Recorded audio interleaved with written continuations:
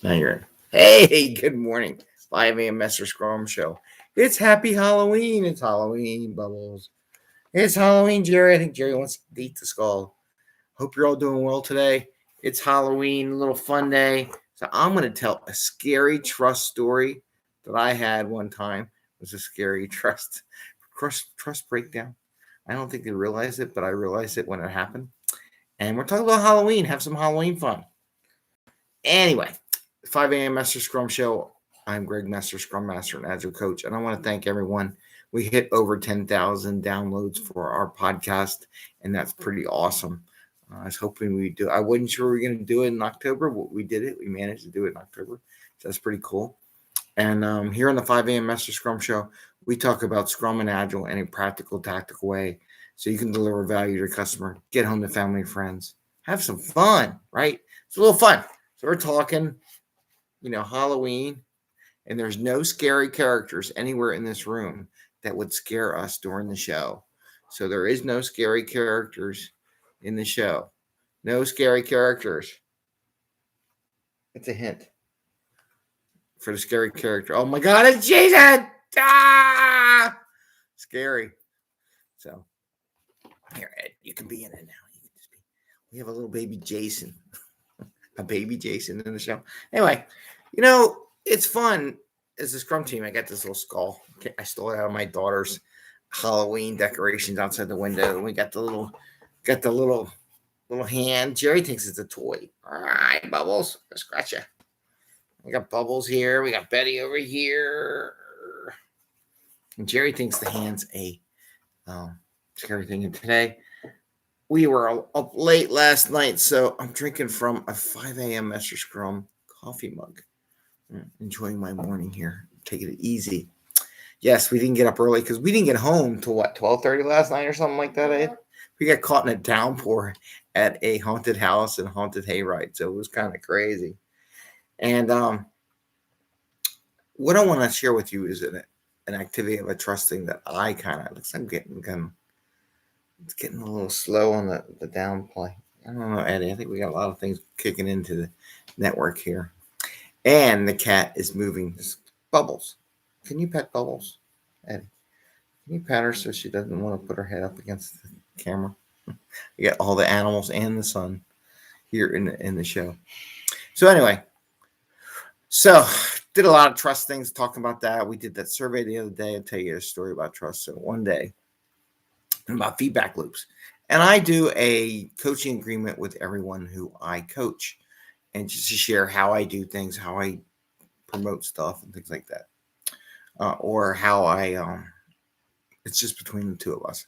Maybe I'll do our coaching agreement show. I haven't done that in a while. Just like 6 things that I write up in the coaching agreement so the coachee knows what we're doing.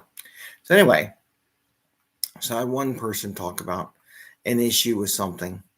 And I'm like, okay. And then I went around and I looked at all these other teams. And I saw similar issues in all these other teams that I was coaching. So, and there was another problem too. So there was a different problem that they all had that was separate from what this one person said. And I was doing a session where I had all my Scrum Masters. We talked about it. And we talked about something going on. I said, I'm seeing this thing prop up on this with the teams. What do you all think? So the person I'm coaching says, Greg, that wasn't what I told you. I said it was this problem. I'm like, oh God, you just told everyone you were telling me that you had this problem. And I'm like, oh, what did I do? What I messed up. This is a mistake I made in that event. After I had this coaching session with the person, I should have came back to them and gave them, hey, this is my plan not related to, I'm not going to cover your feedback right now. I'm going to talk about this other thing. I said, and this let them know. And where I made the mistake was I didn't do the feedback loop to let them know that I was going to be talking about a subject that his team had, as well as 5 other teams had the same problem. So what happened was he damned himself out in the conversation. I'm like, oh man, why are you telling everybody? I told you I don't talk about who does what, where, or when. So that for me was a scary moment in trust where I didn't do enough of the feedback loop to make sure I enhance the mechanism to let that person know what I was going to talk about the next thing. I mean, sometimes you forget about it and it just happens. It's just part of life. And that was one of those part of life things. But I just want to share with you the importance of once you have conversations with people as a coach, scrum master, and you're talking about things you want to fix, especially if you don't want to reach back to them and you want to kind of morph it so it's like everyone and there's no like direct point finger, no finger pointing to where you're going to go. Bubbles, this is not a toy. And just made that mistake. So I wanted to share that. Oh God, there's a scary thing. Ah! It's a Jason. It's a baby Jason. Anyway, I just want to share that's Halloween, so we're gonna have some fun, And because of Halloween, why don't you ask everybody what they did for their what they dressed up for Halloween, or did they dress up, or should they? And encourage people to go out and have fun. I mean, I know it's Sunday here, probably Monday on the other side of the world, but it's always fun to ask. Well, so what you do for Halloween, right? And all that kind of stuff. And I got. What are you doing? Chopping your neck off. He's chopping my neck off. Okay. He's getting into character. So it is not so early morning, but it was a late night. So it's a late show. So anyway, I just want to share that with you. We all do make mistakes, but I just want to say it's important from a trust factor perspective to reach back to the people you talk to and let them know how you're going to address it with the whole crew as a whole. Just don't go doing it, but make sure they understand so they don't dime themselves out as the culprit or the person who gave you the problem, identify the problem you're having in the organization, because no one likes to be associated with a problem. It's just, I make mistakes all the time, but a lot of people are worried about that. So with that, Jerry wants to say, good boy, happy Halloween. Give me Jerry's Halloween costume. Yeah, right there. Can you give me that? Yeah. So for anybody who goes camping, come here, Jerry. Stand up. I'm going to show what your costume is. Come here.